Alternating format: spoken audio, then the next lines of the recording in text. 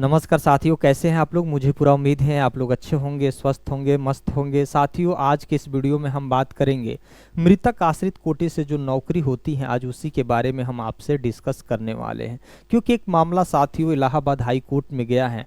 Allahabad high court ने सरकार को फटकार लगाई है कि कम से कम आप तकनीकी आधार पर किसी को मृतक आश्रित कोटे से नौकरी देने से आप इनकार नहीं कर सकते हैं, बल्कि उनकी आर्थिक पृष्ठभूमि को भी एक बार ध्यान में रखकर आपको पुनर्विचार करना चाहिए। इस जो टिप्पणी आया है इसको तो हम पूरी डिटेल्स में समझेंगे ही समझेंगे, लेकिन साथ में साथ ये समझ लेते हैं कि मृतक आश्रित कोटे से नौकरी का मतलब क्या होता है। जब भी कोई सरकारी सेवक या कर्मचारी अगर उनके कार्यकाल के दौरान ही अगर उनका निधन हो जाता है तो उनका जो परिवार है आर्थिक तंगी से जूझने लगता है। तो उन परिवार को सहारा देने के लिए जो भी उनके सगे संबंधी में, जैसे उनके बेटा बेटी, पत्नी, पति, कभी कभी सगे संबंधी भी आ जाते हैं, उनको नौकरी दी जाती है ताकि उनके परिवार का रोजी रोटी अच्छे से चल सके, उनके परिवार का पढ़ाई लिखाई अच्छे से चल सके, एक सहारा उनको मिल जाता है। साथियों, ये जो आया है जजमेंट, हाई कोर्ट का जो निर्णय आया है, इस पे थोड़ी सी एक बार समझ लेते हैं। यह क्या निर्देश दिया है सरकार को हाई कोर्ट ने। तकनीकी आधार पर मृतक आश्रित को नौकरी से इनकार मनमानापन है, हाई कोर्ट ने कह दिया। भाई, तकनीकी खामियों के आधार पर उस परिवार को आप नौकरी देने से वंचित जो आप कर रहे हैं, यह गलत बात है। पहले उनकी आर्थिक पृष्ठभूमि को भी ध्यान में देना जरूरी है। प्रयागराज, इलाहाबाद हाई कोर्ट ने कहा कि परिवार की आर्थिक स्थिति को नजरअंदाज कर तकनीकी आधार पर मृतक आश्रित की नियुक्ति से इनकार करना न सिर्फ मनमानापन है बल्कि कानून की मंशा के विपरीत है। भाई, तकनीकी आधार पर आप उनको तो रिजेक्ट कर दे रहे हो कि नहीं भाई, अब नौकरी के आप काबिल नहीं है, लेकिन उन परिवार की थोड़ी सी आर्थिक पृष्ठभूमि पर भी नजर आपको रखना पड़ेगा। इस टिप्पणी संघ न्यायमूर्ति मंजू रानी चौहान की अदालत ने फर्रुखाबाद निवासी दीपक कुमार की याचिका स्वीकार कर ली। यानी दीपक कुमार जो है ना, यह इलाहाबाद हाई कोर्ट का दरवाजा खटखटाए। जब इनकी जो अर्जी को अस्वीकृत कर दिया गया, तकनीकी आधार पर इसे खारिज कर दिया गया, तो इनको इलाहाबाद हाई कोर्ट का दरवाजा खटखटाना पड़ा। साथ ही नगर पालिका परिषद फर्रुखाबाद के अधिशासी अधिकारी को याची की नियुक्ति पर पुनर्विचार कर 3 हफ्ते में नए सिरे से फैसला लेने का आदेश दिया है। भाई, हाई कोर्ट ने कहा है कि इनके जो पिताजी थे वो नगर पालिका में फर्रुखाबाद में काम करते थे, यानी सफाई कर्मचारी के पद पर इनके पिताजी थे। तो जब ये अधिशासी अधिकारी ने इनके जो नौकरी जो मिलने वाली थी उसको पूरी तरीके से जब खारिज कर दिए, तब ये हाई कोर्ट गए।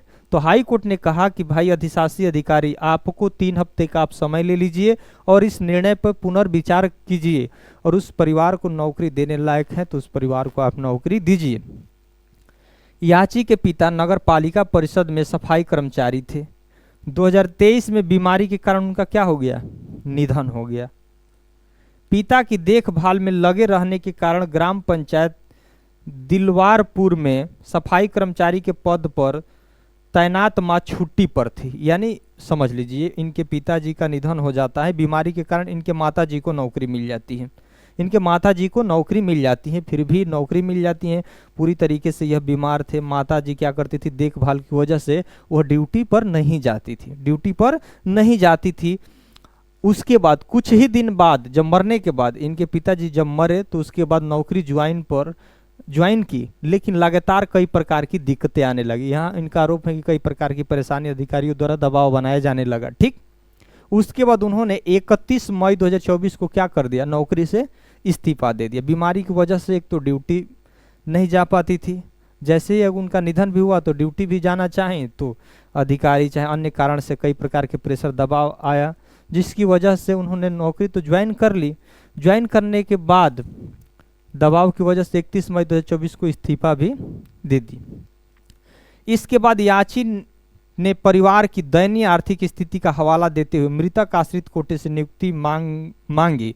अब भाई, परिवार की स्थिति भाई दयनीय हो गई, निधन हो गया, माताजी नौकरी नहीं की, कुछ दिन नौकरी पे जाने का भी प्रयास किया तो फिर इस्तीफा उनको मजबूरन देने पड़ा। उसके बाद भाई ये लोग फिर गए भाई कि मृतक आश्रित पे भाई दीपक जी को नौकरी दी जाए। तो इनके अर्जी को क्या किया गया, फर्रुखाबाद का जो नगर फर्रुखाबाद के अधिशासी अधिकारी ने उनकी अर्जी को क्या कर दिया, खारिज कर दिया। तब इनके पास एक ही ऑप्शन बचा, इलाहाबाद हाई कोर्ट का दरवाजा खटखटाए मांगी। पर नगर पालिका प्रशासन ने 26 जुलाई 2025 को, ध्यान दीजिए 26 जुलाई 2025 को अर्जी खारिज कर दी। इसके खिलाफ याची ने हाई कोर्ट का दरवाजा खटखटाया था।